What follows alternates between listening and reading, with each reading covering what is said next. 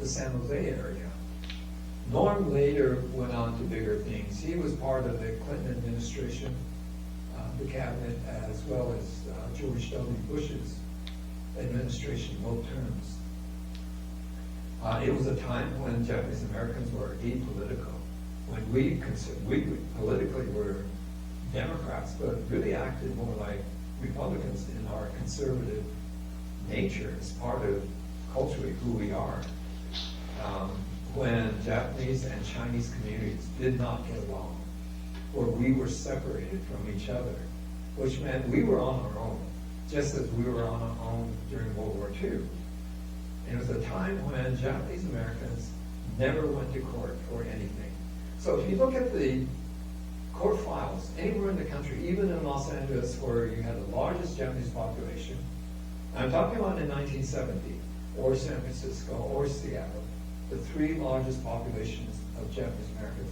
Look at court records and see how many times you find a Japanese name. Virtually none at all, because we never went to court. It just wasn't part of our community. If we had disagreements with other people, we tried to settle it. And most of the time, unable to do so, and we just took it as a loss. And we never sued each other. And it was, it was such a tight mandate in our community. Couples didn't divorce because it would bring shame to the children. So there was this thing about the culture, all these other things that kept us from doing what would be a natural function, which was to try to rectify this through political action. And then you get the facts of who we were. We were 1/2 of 1% of the US population. We had no clout, no wealth, no access to media, no sense of the political landscape of America. We had 50% who were fewer in the Japanese American community supported the idea of reparations. And that other 50%, the majority, were the elders. And in the Japanese community, part of the value among a number of things was always respect your elders. You never, ever speak out against your elders. You obey them, right or wrong. You may disagree, but it's like you just suck it up. And it was the elders of the community who opposed redress and said, this is shameful that you bring disgrace on the community. The whole thing about reparations was anathema to Japanese culture. There's a saying, the nail that sticks up the highest gets pounded down. So in Asian cultures, you don't want to be that nail. In other words, keep your mouth shut. Don't make trouble, because it causes harm to everyone if you do this. And the Nisei, who became the most critical part of all this, was a generation that would not talk about the war years, not even to us, their children. And yet, we decided we were going to embark on this campaign and launch it as a public campaign to tell America that we had been treated unjustly, and that, in fact, we were demanding our place in this country. It worked as a strategy, mainly because there were a lot of things going on. There was a trade war between the United States and Japan that had started around 1970. Started with small items like watches, cameras, little electronic things, and then pretty soon to televisions and electronic stuff. And then, before long, appliances and automobiles. If you were around in the 1980s, you would have seen a lot of anger among the unions towards Japan, that Japan had beat the pants off of America in the trade wars, and people resented it. And so there was a point where in the 1970s, the auto industry in Detroit almost shut down because of poor sales.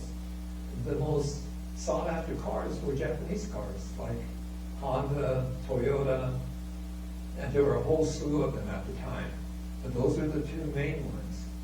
And you know, when I went on the air, I used to get accused of buying Japanese products. And I told them, yeah, you know, I would tell audiences, yeah, I did buy a car that wasn't American built. It happened to be German built. Because I didn't buy an American car because American cars just don't last. Quality-wise, they're so poorly constructed. That's all changed. What happened in the trade war is it forced American industry to change the way they built products for the consumer market. The biggest effect was on the American automobile market. So now American cars can compete with cars from anywhere in the world. In the 70s, that wasn't happening. And the culprit for Detroit was Japan. And so Detroit became a dangerous place for anyone who was Asian because there was a lot of anger there. And so what happened was, in the midst of this trade war, I decided I would launch this campaign.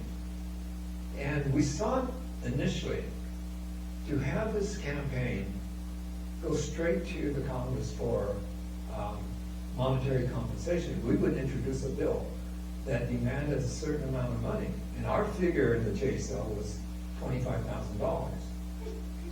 But we were told that that would be suicide, that we had one shot at this. And it was suggested to us by one of our friends in the Congress that we introduce a bill to create a federal commission to examine what happened and to issue a report, and if warranted, to issue recommendations as remedies for the injustice. The point of the commission wasn't just to do a report. To me, the value was, there was one thing that commission would do, and that was to hold hearings in the Japanese American community, to have the Nisei and Sansei talk about what happened to them personally in the war, what happened as things happened in our community, what evolved, what that all meant, and what it did to us as a community and as people. One of the things that I counted on was that the Nisei would respond to that. And it was a high-risk proposition because they weren't talking. They hadn't talked for 30 years up to that point. And I was betting everything on these hearings taking place in our communities. Places like LA, San Francisco, Seattle, Chicago. And for the Nisei to speak their minds, to say what they had to say. It was the only opportunity they were going to have. But at the same time, there was no way to know whether they would do it or not. And in fact, they were angry at me for choosing this strategy, saying I was forcing them to talk, and demanded that we find another way. But this was a strategy that we felt would do what we needed. It wasn't the report that mattered much to me, it was the Nisei voice.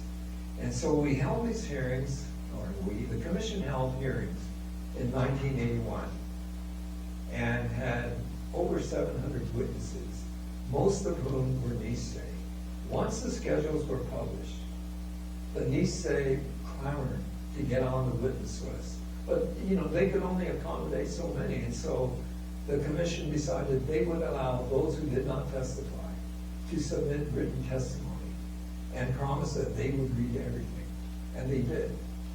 But the commission held these hearings, and night after night, it appeared on national news, the testimony of Japanese American Nisei about what they experienced. One thing that the country learned was that the Nisei were part of the war in a way they never understood and never the public realized, which was that there was a unit of Japanese American soldiers, the 442nd Regimental Combat Team, made up of Japanese Americans.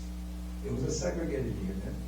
It went to Europe to fight and was there for 13 months, and in those 13 months became the most highly decorated unit in the United States Army. And over a period of time, the citations that were written for a number of them who got the DSC Distinguished Service Cross were upgraded during the Clinton administration to Medals of Honor. And suddenly the 442 had 21 Medals of Honor, which made it then the highest decorated unit in the history of the U.S. military. No other unit has ever equaled what they did. But they did it because they were trying to prove a point, that they were Americans. That was the only reason they were willing to go out and die for this country, so that those of us who survived would not have to deal with what they had to deal with. But it didn't make any difference, because as I did these rounds of conversations on the air, people would say, it doesn't matter, you guys still bomb Pearl Harbor. So for us, the point became, who are you going to accept as an American? For whom does the Constitution really matter? And in 1988, Ronald Reagan, who was the president, signed a bill called the Civil Liberties Act of 1988, which provided redress for Japanese Americans affected by the government's orders. There were a lot of other parts of this story, this history, that became really complex. But I mean, this is in general what happened. This is how we were able to accomplish something that no other group ever attempted. And that surprised everybody, even us, that we succeeded. But you know, at a certain point, it was clear. We had a bill in the Congress that was going to pass. It was a money bill. And the bill finally passed in 1988. The president signed it, and what the bill said was an apology to Japanese Americans affected by the government's actions, the payment of $20,000 to those who were still alive, and an apology that extended through a trust fund, an educational trust fund. That was ultimately the end of the camp experience for us. But it still lives on because we memorialize all the events that led to that imprisonment and that episode in our history. It's important that we do this because what happened to Japanese Americans during World War II could happen to any other group. And I can tell you that the Civil Liberties Act had real meaning when on 9/11, terrorists flew planes into the World Trade Center in New York and into the Pentagon. There was a reaction in Congress and across the country that we needed to round up every single Arab and Muslim in America and put them into detention because they dress differently, they have a different religion, we don't understand them, and they're a threat. Any one of them could be a suicide bomber. And as I went around the Congress, I was telling members of Congress, those who were arguing for detention, that you sound exactly like the words used by those in 1942 when Japan attacked Pearl Harbor. And we ended up, as a result, in prisons. And all you have to do is change the word Japanese American or Japanese to Arab and Muslim, and it's the same situation over again. There's a belief, and I'm one of the people who believes it, that democracy is extremely fragile, and that it's incumbent on us, if we really want to continue as the true democracy, to be vigilant. And anytime we think there is an injustice or an infraction of what this country stands for, that it's important that we raise questions and challenge it. Because if you don't, I've learned through my years working with the Congress that if you don't, it will happen. The worst nightmares you can think of will happen if there aren't voices out there that challenge it and prevent it from happening. And I dare say you are the generation that is going to present or prevent this sort of thing from happening. That this will be something that will be presented in your lifetimes again, I'm sure. And that if you believe that there's a wrong, it's important that you say something about it and do something about it. Because otherwise, I have real concern about where American democracy will end up. And my concern isn't based on just some flimsy experience I've had in my life, but by my own imprisonment and by what I see happening in Washington over and over again from the days I did work there to the days now, and what it seems to imply about us as a nation. This is a great nation. You're not going to find another country. I've traveled around the world. You're not going to find another country that comes close to what this country is in terms of liberty and the kinds of allowances we allow of each other. And it's important, I think, that we preserve it. And I will tell the story of the internment for as long as I can as a way of a lesson of the past.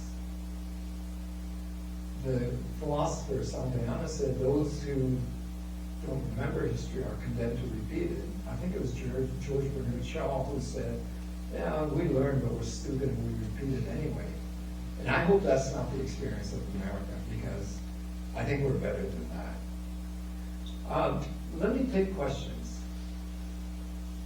if anyone has them. Yes?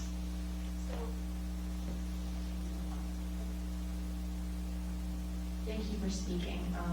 My mother, Nisei, Southern Nisei, she's a Japanese immigrant and also a member of the JACL in Cincinnati. I wanted to ask you if your experiences incarcerated or on the camps sort of inform any type of view about carceral justice or policing in the wake of anti-Asian hate. Can you pull your mask down? It's hard to understand. Thank you. Your experiences with internment, does that inform any kind of opinion on in policing or carceral justice in the wake of anti-Asian hate today? You know, it does for the issue of the current issue of black reparations. That movement has shifted a lot of its thinking to the models that we created. What was important in our case was we had no idea what we were doing. I mean, no one had ever tried this, so there were no examples, no models we could follow. Everything we did was virtually by the seat of our pants. All those controversial and difficult decisions I made as the head of the campaign, I held my breath half of the time. I wasn't sure it was going to work, but I was lucky. There's a lot of luck involved. But right now, there is this model. There are other groups that are really interested in talking about how Japanese Americans succeeded in getting reparations from the United States government, because no one can figure out how to do it. The black issue is so much more complex, so much bigger, but it's looking at the model we created as the first step to where they want to go. That's a long haul. But yeah, it does inform other groups looking at it. I get calls all the time from groups saying, we're really interested in examining this. Thank you.